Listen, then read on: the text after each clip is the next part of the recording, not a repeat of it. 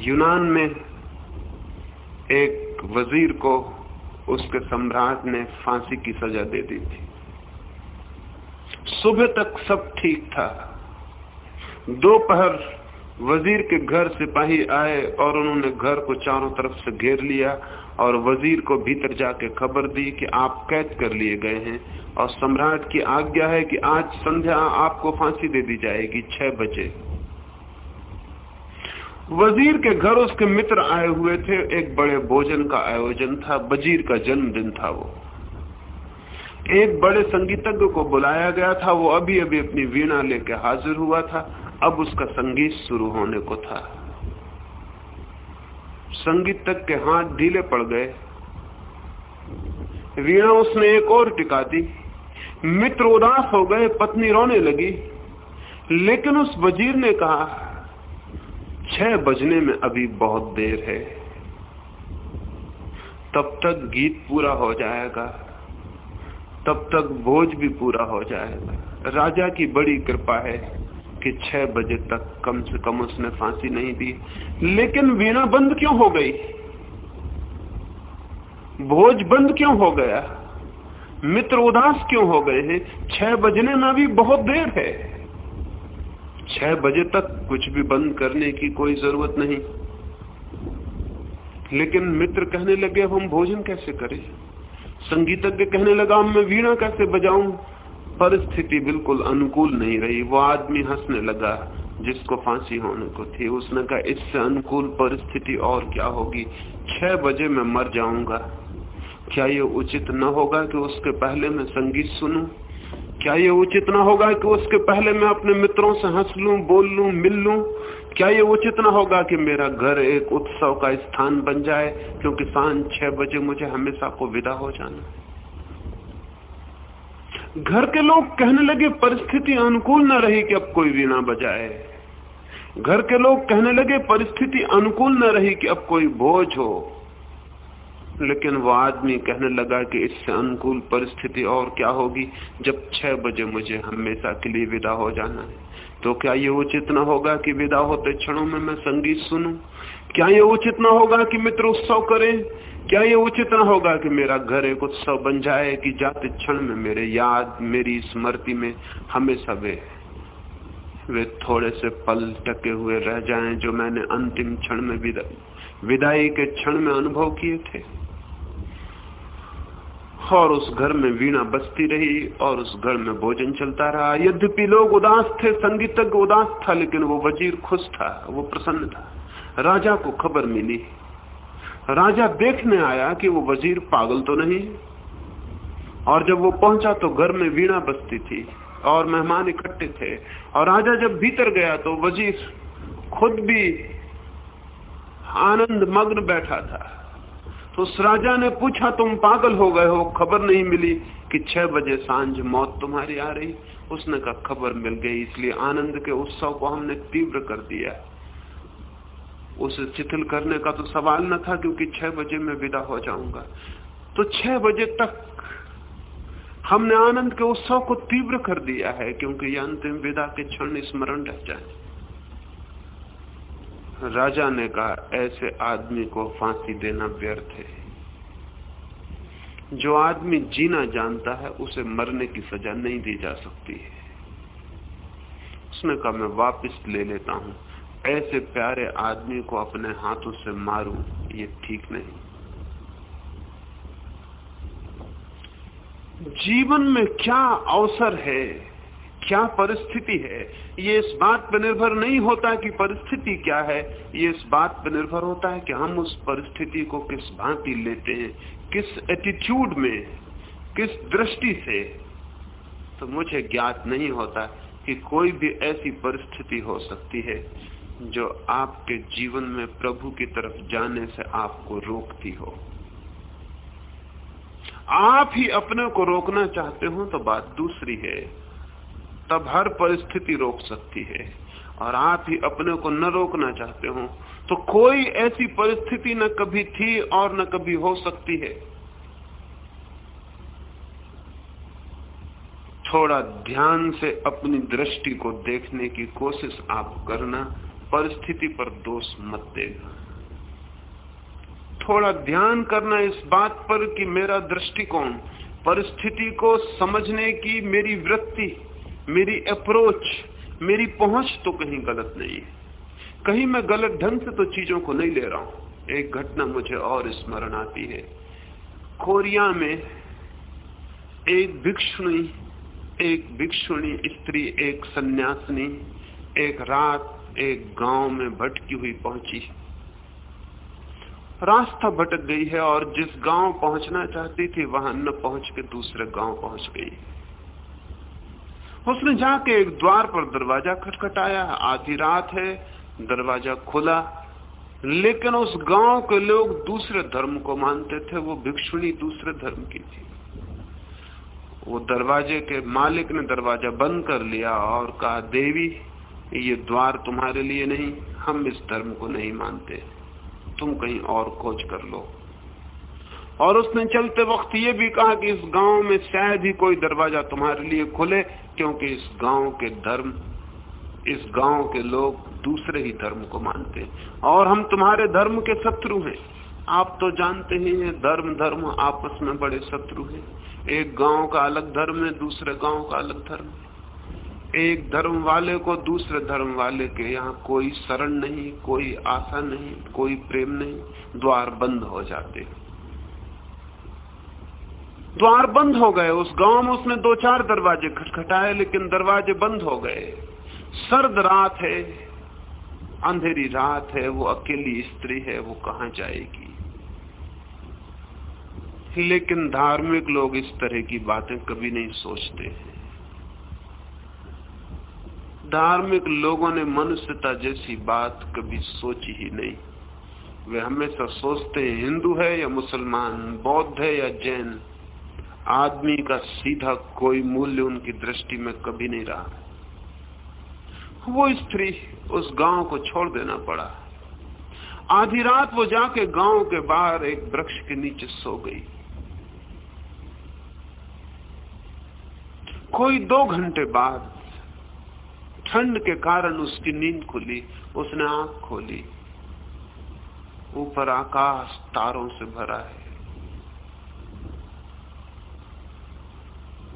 उस वृक्ष पर फूल खिल गए हैं, रात के खिलने वाले फूल, उनकी सुगंध चारों तरफ फैल रही है। वृक्ष के फूल चिटक रहे हैं, आवाज आ रही है और फूल खिलते चले जा रहे हैं।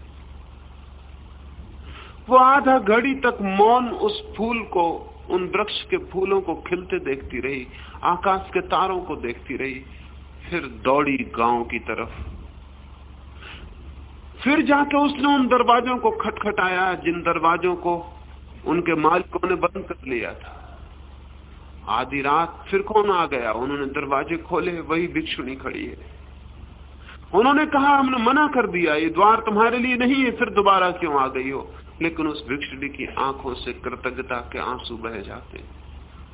उसने कहा, नहीं, अब द्वार खुलवाने नहीं आई, अब ठहरने नहीं आई, केवल धन्यवाद देने आई हूं। काश तुम आज मुझे अपने घर में ठहरा लेते, तो रात, आकाश के तारे और फूलों का चटक के खिल जाना मैं देखने से वंचित ही रह जाती। मैं सिर्फ धन्यवाद देने आई हूं कि तुम्हारी बड़ी कृपा थी कि तुमने द्वार बंद कर लिए और मैं खुले आकाश के नीचे सो सकी।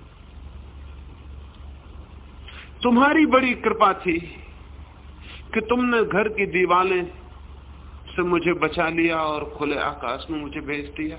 जब तुमने भेजा था तब तो मेरे मन को लगा था कैसे बुरे लोग हैं। अब मैं ये कहने आई हूं कैसे भले लोग हैं इस गांव के। मैं धन्यवाद देने आई हूं। परमात्मा तुम पर कृपा करे, जैसी तुमने मुझे एक अनुभव की रात दे दी। जो आनंद मैंने आज जाना है, जो फूल मैंने आज खिलते देखे हैं, जैसे मेरे भीतर भी कोई प्राणों की कली चटक गई हो और खिल गई हो, जैसी आज अकेली रात में मैंने आकाश के तारे देखे हैं, जैसे मेरे भीतर ही कोई आकाश स्पष्ट हो गया हो और तारे खिल गए हों, मैं उसके लिए धन्यवाद देने आई हूं। भले लोग हैं तुम्हारे गांव के।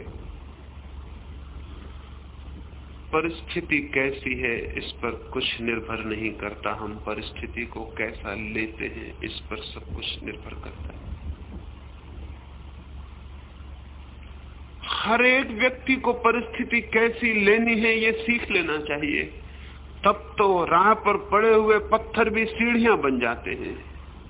और जब हम परिस्थितियों को गलत ढंग से लेने के आदी हो जाते हैं तो सीढ़ियां भी मंदिर की पत्थर मालूम पड़ने लगती हैं जिनसे रास्ता रुकता है। पत्थर सीढ़ी बन सकते हैं, सीढ़ियां पत्थर मालूम हो सकती हैं।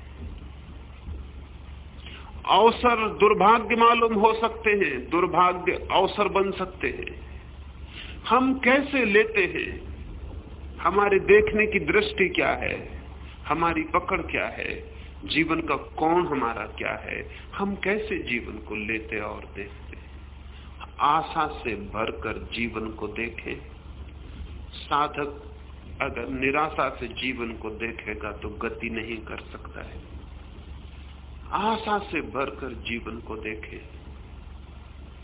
अधैर्य से भरकर जीवन को देखेंगे अपने मन को तो साधक एक कदम आगे नहीं बढ़ सकता है। धैर्य से, अनंत धैर्य से जीवन को देखें। उतावलेपन में जीवन को देखेंगे, शीघ्रता में भागते हुए, तो साधक एक इंच आगे नहीं बढ़ सकता। प्रतीक्षा से जीवन को देखें, अनंत प्रतीक्षा से। जो आज नहीं हुआ वो कल हो सकेगा, जो कल भी नहीं होगा वो परसों हो सकेगा। हो सकेगा। प्रतीक्षा और आशा मनुष्य के जीवन में अज्ञात के रास्ते पर, जहां कोई माइल स्टोन नहीं लगे हुए हैं जिनसे पता चल सके कि हम कितने चल गए, जहां कोई भीड़ साथ नहीं चलती जिससे आश्वासन मिल सके कि हम कितना बढ़ गए, एकांत के रास्ते पर, अकेले के रास्ते पर मनुष्य प्रभु की तरफ जाता है। वहां उसे प्रतीक्षा उसके साथ ना हो, धैर्य साथ ना हो, आशा साथ ना हो, जीवन को देखने का आनंदपूर्ण दृष्टिकोण साथ ना हो, प्रार्थनापूर्ण मन साथ ना हो, तो फिर आगे बढ़ना बहुत कठिन है। इस संबंध में 2-3 बातें समझ लेनी चाहिए और फिर कुछ प्रश्न बच रहेंगे तो कल हम उन पर बात करेंगे। 2-3 बातें समझने के बाद हम रात्रि के ध्यान के लिए बैठेंगे। मैंने कहा साधक के लिए आशापूर्ण दृष्टि चाहिए। सामान्यतः हमारी दृष्टि बड़ी निराशापूर्ण है। हम चीजों को हमेशा अंधेरे हिस्से की तरफ से देखते हैं। हमेशा हम वहां से देखते हैं जहां चीजें दुखद, कष्टपूर्ण, प्रतिकूल प्रतीत होने लगती हैं। एक आदमी एक अजनबी गांव में गया हुआ था। उसने जाके गांव के भीतर पूछा कि मैं फला युवक को खोजने आया हूं, मैंने सुना है वो बहुत अच्छी बांसुरी बजाता है। जिस आदमी से उसने कहा था उसने कहा छोड़ो ये ख्याल, वो आदमी क्या बांसुरी बजाएगा, वो आदमी चोर है, बेईमान है, झूठा है, वो क्या बांसुरी बजाएगा, उस जैसा चोर आदमी नहीं हमारी बस्ती में। तो उसने कहा फिर मैं क्या पूछूं, मुझे उसकी खोज करनी है, क्या मैं ये पूछूं कि तुम्हारी बस्ती में जो सबसे ज्यादा चोर है वो कहाँ रहता है? उसने कहा इसी तरह पूछोगे तो पता भी चल सकता है। उसने दूसरे आदमी से जाके पूछा कि इस गांव में फला आदमी को खोजने आया हूं जो बहुत बड़ा चोर है, बेईमान है, झूठ बोलने वाला है। उस आदमी ने कहा मैं विश्वास भी नहीं कर सकता कि वो झूठ बोलता होगा, चोरी करता होगा, वो इतनी अच्छी बांसुरी बजाता है। एक आदमी है जो बांसुरी बजाता है, कोई देखता है कि बांसुरी इतनी अच्छी बजाता है तो कैसे चोरी कर सकता होगा। कोई दूसरा देखता है कि चोर है, ऐसा बुरा चोर है तो कैसे बांसुरी बजाता होगा। हम कैसे देखते हैं, हम कहां से देखते हैं, हम जीवन में, मनुष्यों में, परिस्थितियों में, घटनाओं में क्या खोजते हैं, हम कोई प्रकाशोज्वल पक्ष खोजते या कोई अंधकारपूर्ण बात? हम क्या खोजते? हम कोई प्रकाश की किरण खोजते हैं या अंधकार की कोई धारा? हम जब फूलों के पास जाते हैं तो कांटों की गिनती करते हैं या फूलों की? हम जब किसी मनुष्य के पास बैठते हैं तो हम उसके भीतर क्या देखते हैं? कोई प्रशंसा का द्वार या निंदा की कोई गंदी गली? हम क्या खोजते? हमारी दृष्टि क्या है? और जो दृष्टि हमारी होगी, धीरे धीरे धीरे धीरे हमारे भीतर उसी तरह का भाव घनीभूत होता चला जाता है। साधक के लिए स्पष्ट रूप से बहुत आशावादी दृष्टि चाहिए, बहुत प्रकाशपूर्ण पक्ष को देखने की सामर्थ्य चाहिए। प्रत्येक स्थिति में वो खोज सके कि शुभ क्या है, और घने से घने कांटों के जंगल में वो एक फूल भी खोज सके कि ये फूल है। तो उसका रास्ता निरंतर कांटों से मुक्त होता चला जाता है। रोज रोज उसे फूलों के और गहरे से गहरे मार्ग मिलते चले जाते हैं। हम जो खोजते हैं वही हमें मिल जाए तो आश्चर्य नहीं है, वही हमें मिल जाता है। हम क्या खोजने निकल पड़े हैं वही हमें मिल जाता है। तो थोड़ी अपनी परिस्थितियों पर विचार करना, क्या उन परिस्थितियों में कोई भी संभावना नहीं है शुभ की? क्या उन परिस्थितियों में कोई भी अनुकूलता नहीं? क्या उन परिस्थितियों में कोई भी मैत्री की संभावना नहीं? क्या उन परिस्थितियों में कुछ भी नहीं है जहां से द्वार खोला जा सके, दीवार तोड़ी जा सके, रास्ता बनाया जा सके, दिया जलाया जा सके? खोजेंगे तो पाएंगे, बहुत कुछ है, बहुत कुछ है। नहीं खोजेंगे या गलत को खोजते रहेंगे तो पाएंगे कुछ भी नहीं। एक आदमी के पैर में चोट लग गई है, वो बहुत बेचैन, बहुत दुखी परमात्मा की निंदा करता हुआ है। एक मकान की एक बड़ी मंजिल में न्यूयॉर्क के एक लिफ्ट पर सवारी कर रहा है, ऊपर जा रहा है। जैसे ही लिफ्ट ऊपर उठने लगी है, उसने देखा है कि लिफ्ट पर एक और आदमी भी सवार है। उसके दोनों पैर कटे हुए, वो कुर्सी पर बैठा हुआ है, हंस रहा है और गीत गुनगुना रहा है। उसके पैर में जरा सी चोट थी, वो परमात्मा के प्रति क्रोध से भरा हुआ था। उसने उस आदमी से पूछा कि मेरे दोस्त, तुम्हारे पास क्या है? तुम्हारे दोनों पैर कटे हुए हैं और तुम गीत गुनगुना रहे हो और हंस रहे हो। उस आदमी ने कहा, मेरी दोनों आंखें शेष हैं, मेरे दोनों हाथ अभी शेष हैं। मैंने ऐसा आदमी भी देखा है जिसके दोनों हाथ भी कट गए थे। मैंने ऐसा आदमी भी देखा है जिसकी दोनों आंखें भी नहीं थी। दोनों पैर ही गए तो क्या हुआ? अभी मेरे दोनों हाथ शेष है, मेरी दोनों आंखें शेष हैं, अभी और सब कुछ तो शेष है। मैं दो पैर जो चले गए हैं उनके लिए भगवान के प्रति क्रोध प्रकट करूं, या जो मेरे पास शेष है उसके लिए धन्यवाद दूं? मैं क्या करूं?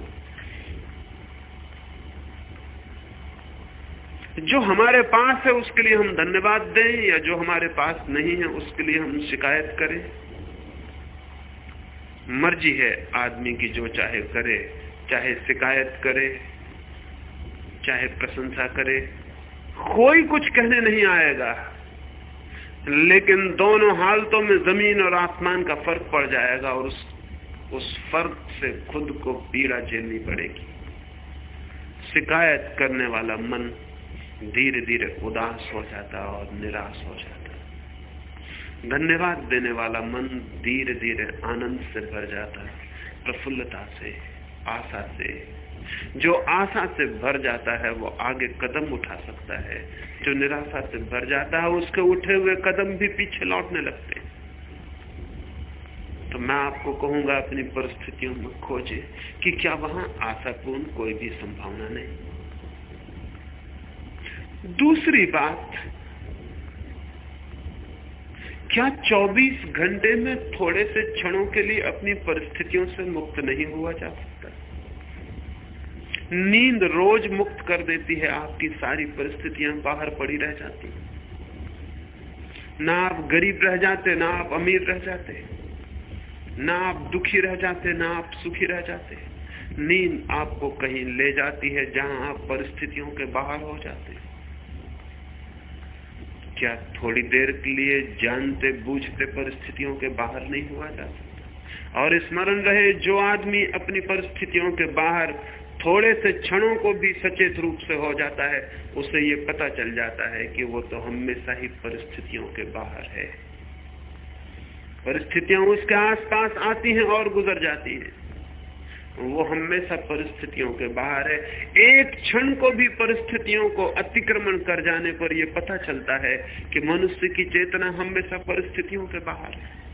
सांझ आती है, सुबह आती है, सूरज निकलता है, रात आ जाती है, आदमी के आसपास से सब गुजर जाता है और आदमी हमेशा अलग खड़ा रह जाता है। जिस दिन इस पृथकता का बोध होगा, जिस दिन जीवन के बीच इस साक्षी का भाव उदय होगा कि मैं तो दूर खड़ा रह जाता हूँ, धाराएं आती हैं और बह जाती हैं, हवाएं आती हैं और गुजर जाती हैं, धूप आती है, शीत आती है, वर्षा आती है, गर्मी आती है, और मैं दूर खड़ा रह जाता हूँ, मैं पृथक अलग खड़ा रह जाता हूँ।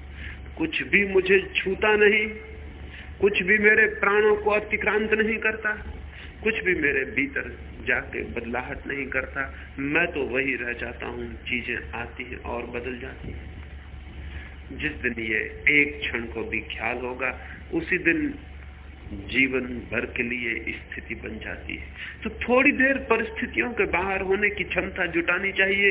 परिस्थितियों के लिए रोते रहने से कोई भी फल नहीं। ध्यान का अर्थ इतना ही है कि हम परिस्थितियों के बाहर जा रहे हैं थोड़ी देर को। ध्यान का यही अर्थ है, परिस्थितियों के बाहर उठ जाना, दूर हट जाना, ऊपर उठ जाना, परिस्थितियों के पार खड़े हो जाना। जैसे कोई हवाई जहाज पर ऊपर उड़ रहा हो, वृक्ष नीचे छूट जाते हैं, पहाड़ नीचे छूट जाते हैं, बादल नीचे छूट जाते हैं। ठीक वैसे ही जैसे ही कोई ध्यान के शून्य में प्रवेश करता है, वैसे ही परिस्थितियां, घर द्वार, पत्नी, बच्चे, अर्थ सब